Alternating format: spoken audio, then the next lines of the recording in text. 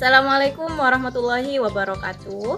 Saya Fatimah Zakia, peserta PPG dalam jabatan kategori 1, kelas PGSD 004, kelompok 4 di Universitas Mula Warman. Saya berasal dari Kabupaten Pamekasan, Madura, Jawa Timur dan mengajar di SDN Palesangker 1, Kecamatan Pegantenan, Kabupaten Pamekasan. Baiklah, saya akan sedikit menceritakan best practice dari aksi PPL kedua yang telah saya laksanakan menggunakan metode STAR, yaitu situasi, tantangan, aksi, dan juga refleksi. Untuk lokasi tempat saya melaksanakan PPL kedua yaitu di SDN Palesangker 1, Kecamatan Pegantenan, Kabupaten Pamekasan. Tujuan yang ingin saya capai yaitu meningkatkan hasil belajar siswa kelas 6 pada muatan IPS dengan menggunakan media pembelajaran interaktif berupa video pada materi peristiwa yang terjadi setelah kemerdekaan. Nah, hal yang melatar belakangi dari tujuan yang ingin saya capai karena yang pertama, pelajaran IPS itu merupakan pelajaran yang cukup susah, utamanya dalam materi teks sejarah. Siswa itu akan merasa bosan jika hanya mendengarkan penjelasan dari guru. Kemudian hasil belajar siswa itu rata-rata masih di bawah KKM. Kemudian siswa kurang aktif di dalam kelas karena siswa itu kurang memahami materi tersebut. Nah, oleh karena itu saya mengambil langkah untuk mendesain sebuah pembelajaran yang kreatif dan inovatif.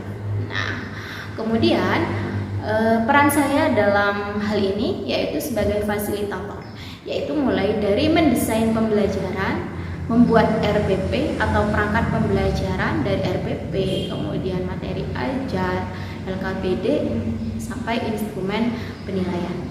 Kemudian merancang dan dengan menggunakan model pembelajaran dan media pembelajaran yang inovatif dan kreatif sesuai dengan materinya.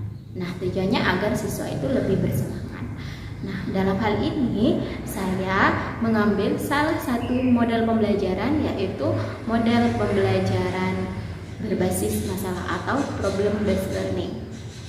Nah, jadi dari pembelajaran tersebut, nah siswa itu dituntut untuk lebih aktif dalam mengikuti pelajaran, utamanya dalam menyelesaikan permasalahan yang disajikan oleh guru.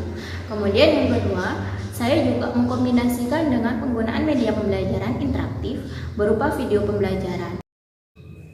Kemudian yang kedua, tantangan. Jadi dalam pelaksanaan PPL kedua ini ada beberapa tantangan yang harus saya hadapi. Yang pertama yaitu dari sisi guru. Nah, jadi dalam pelaksanaan PPL kedua ini menggunakan perangkat yang telah disusun sebelumnya.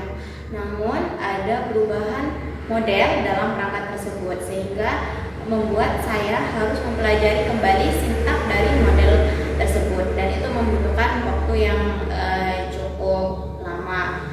Nah, kemudian yang kedua yaitu dari sisi siswa. Nah, dalam pelaksanaan PPL kedua ini masih ada beberapa siswa yang masih kurang percaya diri dalam menjelaskan atau mempresentasikan materi yang telah dipelajari. Nah, jadi itu juga menjadi tantangan bagi saya untuk membuat mereka lebih percaya diri dan lebih aktif lagi dalam belajar. Nah, kemudian yang ketiga dari segi teknis ya. Dari teknis sebelum pelaksanaan PPL kedua ini sempat listrik itu mati, tapi alhamdulillah bisa teratasi beberapa menit sebelum PPL kedua dimulai. Kemudian dari jaringan itu sempat kurang stabil. Nah, itu dari tantangan yang saya hadapi. Kemudian yang terlibat dalam aksi PPL kedua ini yang pertama tentunya adalah dosen pembimbing yang selalu aktif dan juga sabar dalam membimbing saya dalam menyusun perangkat pembelajaran dan juga menjelaskan model pembelajaran beserta sintaknya dengan cara mendetail. Terima kasih banyak karena telah banyak membimbing saya. Kemudian tak lupa juga yang kedua yaitu guru pamong. yang selalu sabar, memberikan pengalaman-pengalaman dalam mengajar atau selama menjadi pendidik. Itu merupakan hal baik yang bisa saya terapkan di dalam kelas. Kemudian yang ketiga yaitu kepala sekolah, yaitu sebagai atasan saya yang selalu mendukung dan juga memfasilitasi segala kebutuhan saya dalam pelaksanaan PPL kedua. Kemudian ada teman sejawat yang selalu mendampingi saya ketika saya membutuhkan bantuan, utamanya dalam pengambilan video pembelajaran. Nah, itu sangat membantu. Kemudian yang terakhir peserta didik. Nah, hal ini merupakan hal yang tidak bisa lepas dari pelaksanaan pembelajaran, karena tanpa mereka otomatis aksi PPL kedua ini tidak akan terlaksana. Seperti itu. Kemudian yang ketiga yaitu aksi yang dilakukan untuk menghadapi tantangan-tantangan yang terjadi, mulai dari mendesain perangkat pembelajaran yang menarik, yaitu RPP, media pembelajaran, bahan ajar, LKPD, beserta evaluasi. Nah, itu benar-benar dirancang secara maksimal. Kemudian gambaran umum dari langkah-langkah tersebut, yang pertama yaitu pemilihan media pembelajaran berbasis teknologi, yaitu berupa video. Saya mengambil media berupa video karena dapat menampilkan peristiwa-peristiwa sejarah yang terjadi setelah kemerdekaan.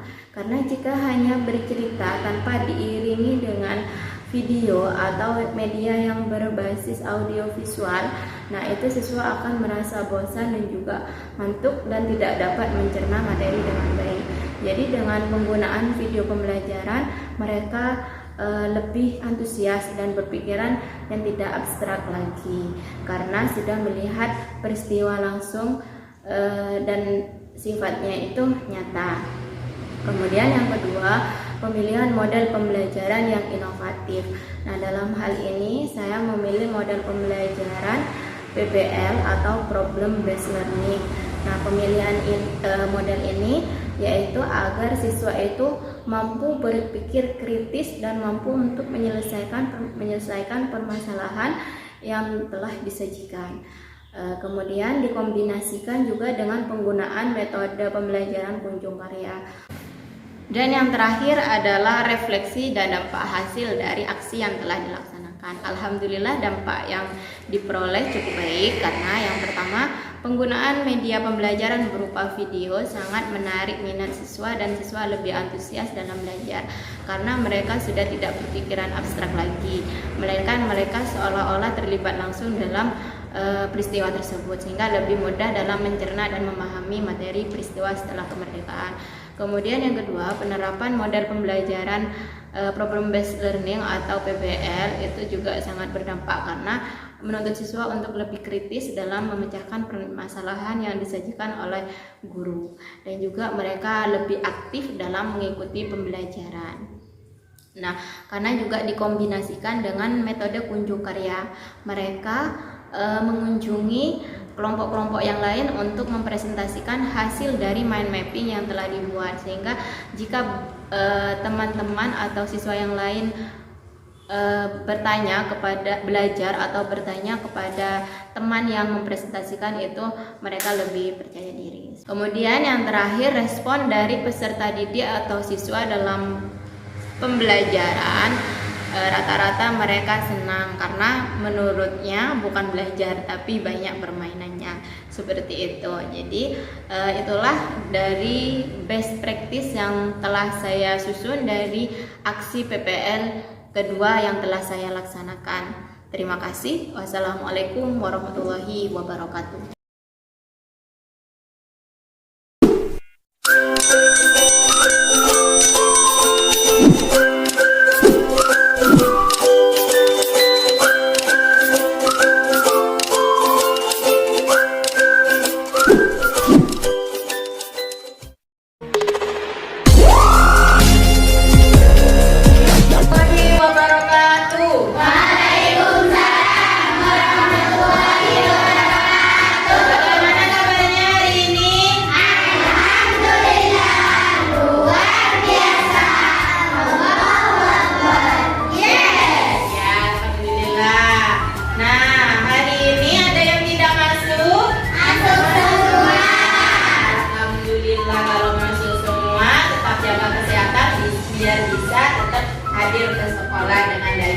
ya.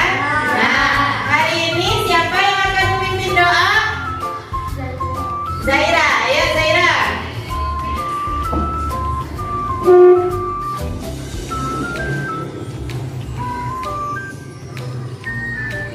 Siapa diri kita angkat?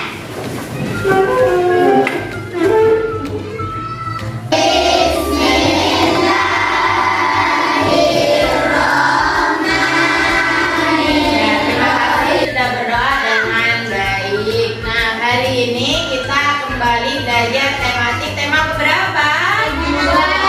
Tema 2, yaitu tentang upaya mempertahankan kemerdekaan secara fisik. Nah, sebelumnya Ibu kan sudah menjelaskan tentang peristiwa proklamasi kemerdekaan. Sebelumnya, Ibu hanya mengingatkan kembali dalam peristiwa kemerdekaan itu siapa saja sih dalamnya?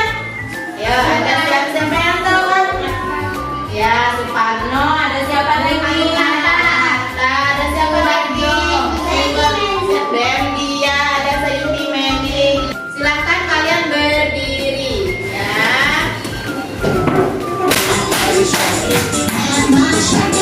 Ya, namanya siapa?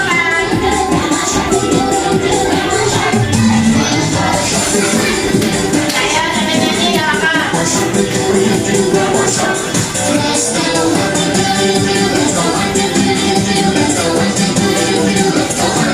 Nah, jadi dalam mempertahankan kemerdekaan itu perlu adanya apa dengan yang lain? Kerja bersama. Nah, jadi untuk mempertahankan kemerdekaan itu tidak bisa dilakukan dengan sendirian aja. Yang berperan dalam usaha mempertahankan kemerdekaan. Nah, nanti Ibu akan menjelaskan, akan menampilkan videonya. Ada yang pernah mendengar tentang ceritanya semut dan belalang? Ya, itu ceritanya bagaimana? Ada yang tahu? Ada yang sudah pernah membaca? Nah, semutnya bagaimana? Belalangnya bagaimana? Mencari makan untuk mempersiapkan diri pada musim dingin, sedangkan belalang malas makan. Ya, semut itu, nah intinya di cerita ini semutnya itu rajin ya, rajin mencari apa? Mencari makanannya itu berkelompok apa sendiri-sendiri?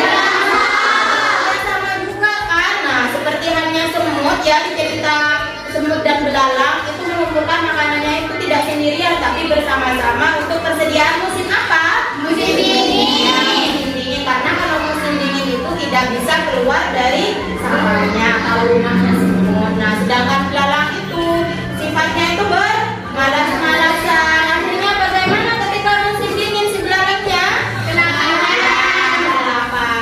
Nah, ini ada sepertinya di cerita Upin Ipin ya, kalau pernah nonton Upin dan Ipin ya. Ya benar, pada zaman dahulu itu ya, dan masih banyak cerita-cerita lucu yang berhubungan dengan kerjasama. Nah, ini kalau kalian jalan-jalan ke Surabaya misalnya, pernah menemukan bertemu dengan tugu dari salah satu tugu ini? Apa yang mana? Ya, itu ya, tugu apa namanya? Tugu pahlawan. Ada apa dengan tugu-tugu yang ada di depan ini?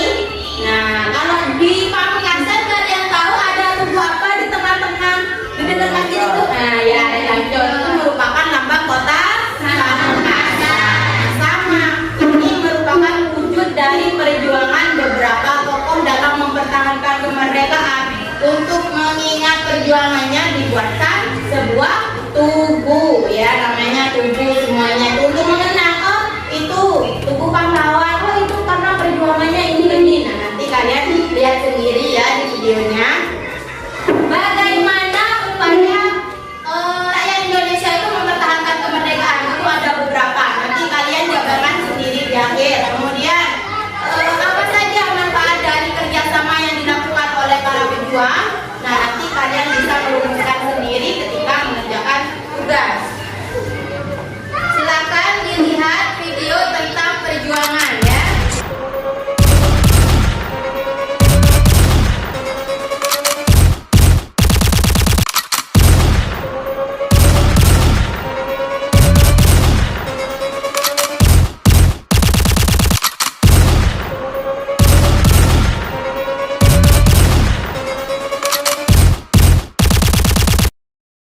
Baik, pertempuran yang pertama yaitu pertempuran di Surabaya, pertempuran di kota Surabaya, Jawa Timur.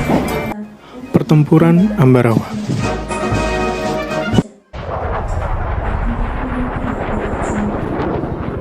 Perang Bandung Lautan Api. Beberapa upaya dalam mempertahankan kemerdekaan. Ada berapa? Ya, ada 4. Yang pertama apa? Terus yang kedua? Ambarawa. Yang ketiga? Terakhir ada? Ya, jadi ada 4 upaya dalam mempertahankan kemerdekaan, yaitu salah satunya adalah pertempuran Surabaya, kemudian ada Ambarawa, ada Medan Area, ada Bandung Lautan, dan terakhir itu Bandung Lautan Api. Semuanya itu kenapa pihak dari sekutu itu ingin mengambil senjatanya kembali yang sudah diamankan oleh penduduk Indonesia atau rakyat Indonesia. Jadi mereka sebenarnya bukan mengambil senjata, tapi ingin kembali merebut Indonesia. Makanya melakukan perlawanan. Salah satunya yaitu terjadi peristiwa yang terkenal, yaitu peristiwa Surabaya yang dipimpin oleh siapa? Bung Tomo. Ya, Bung Tomo dengan pidatonya yang bikin merinding tadi itu ya.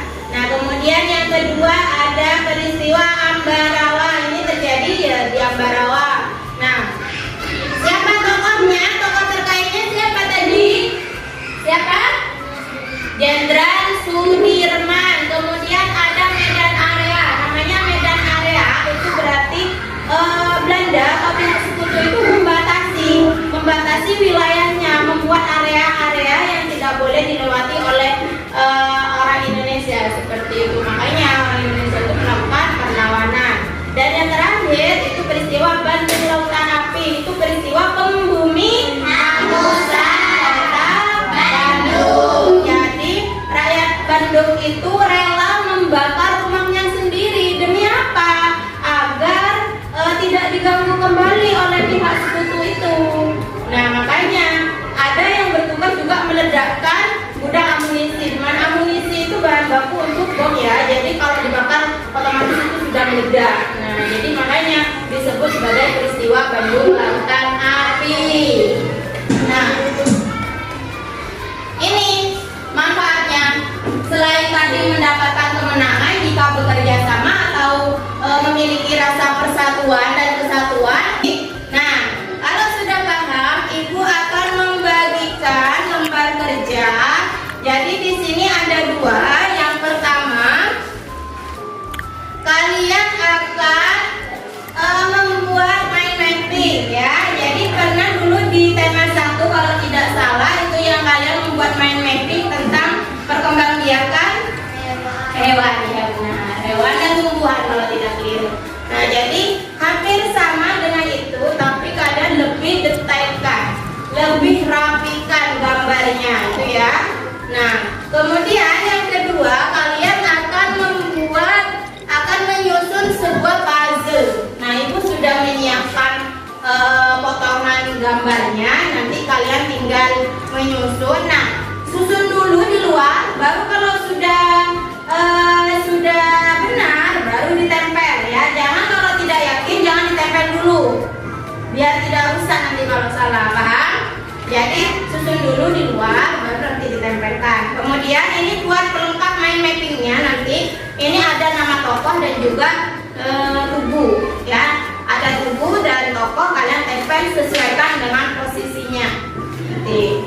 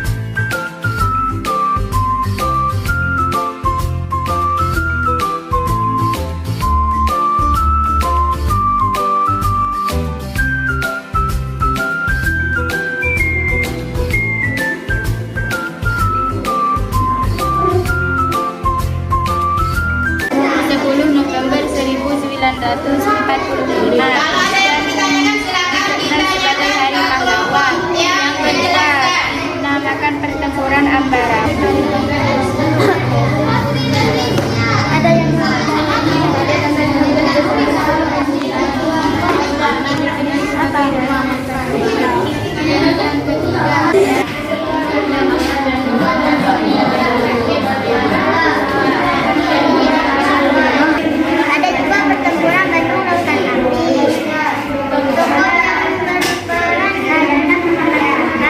Peristiwa pentingnya dalam penghabusan atau pembakaran hutan Bandung.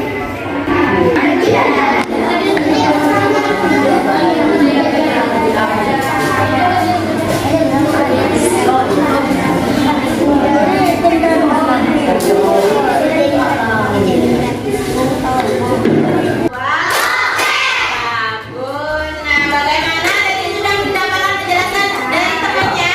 Ya. Jadi ada berapa pertempuran? Ada apa saja?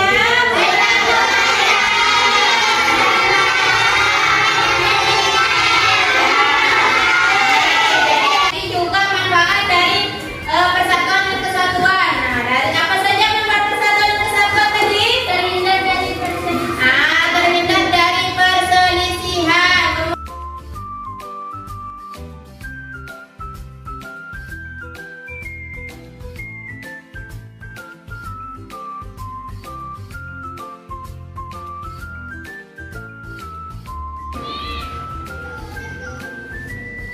Dan kita sudah belajar tentang upaya mempertahankan kemerdekaan. Ya, upaya mempertahankan kemerdekaan Indonesia. Ada berapa upaya tadi? Apa saja?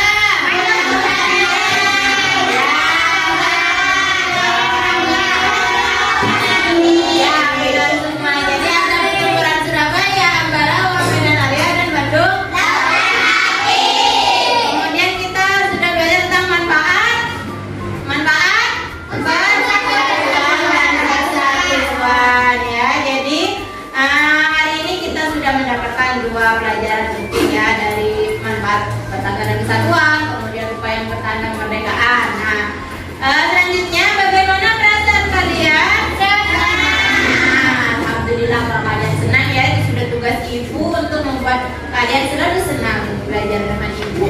Nah, semoga kalian tetap senang belajar. Ibu senang kadang hari ini itu masuk semua ya. Jadi kalau misalnya tidak masuk, kalian harus memberi tahu ibu biar ibu tidak mencari kemana dia ya. Jadi cukup sekian pelajaran hari ini. Ibu akhiri. Wassalamualaikum warahmatullahi wabarakatuh. Waalaikumsalam warahmatullahi wabarakatuh.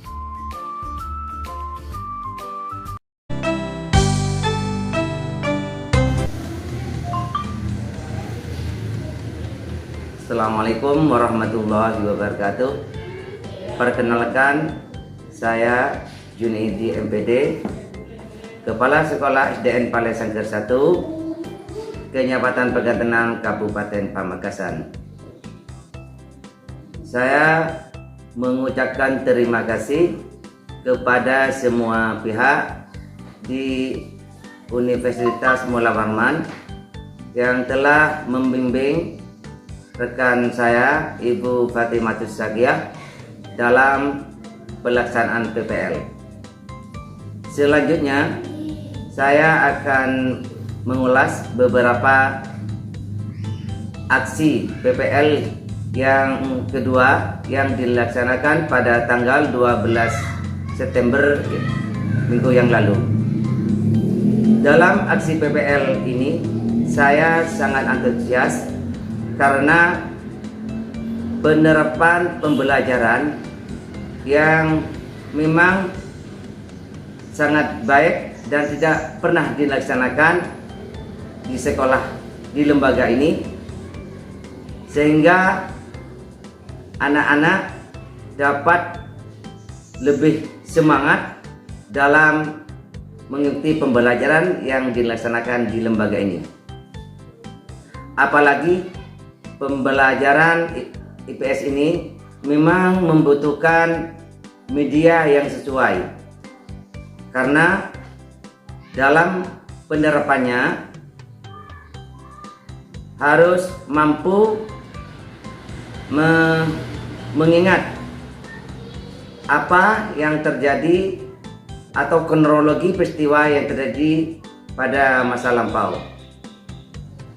Oleh sebab itu, penerapan pembelajaran inovatif ini sebagai contoh dan referensi bagi rekan-rekan guru yang ada di lembaga kami.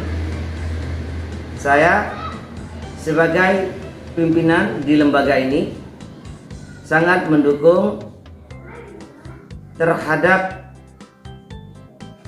penerapan yang dilaksanakan oleh Bu Fatim ini. Saya memfasilitasi untuk pembelajaran ke depannya. Sekian dan terima kasih. Wassalamualaikum warahmatullahi wabarakatuh. Assalamualaikum warahmatullahi wabarakatuh. Nama saya Ibu Vina Damayanti, guru kelas 1 dan juga teman sejawat dari Ibu Fatim, dan juga aktif dalam mendampingi Ibu Fatim dalam pelaksanaan PPL 2. Menurut saya pelaksanaan PPL 2 yang sudah dilakukan Ibu Fatim sudah sangat inovatif, kreatif, dan metode yang sudah digunakan Ibu Fatim sudah sangat menarik, sehingga membuat siswa-siswi kami senang dalam mengikuti pembelajaran. Dan mungkin apa yang sudah dilakukan Ibu Fatim juga bisa menjadi ajuan saya untuk dilaksanakan di kelas saya. Mungkin hanya ini. Assalamualaikum warahmatullahi wabarakatuh. Hai,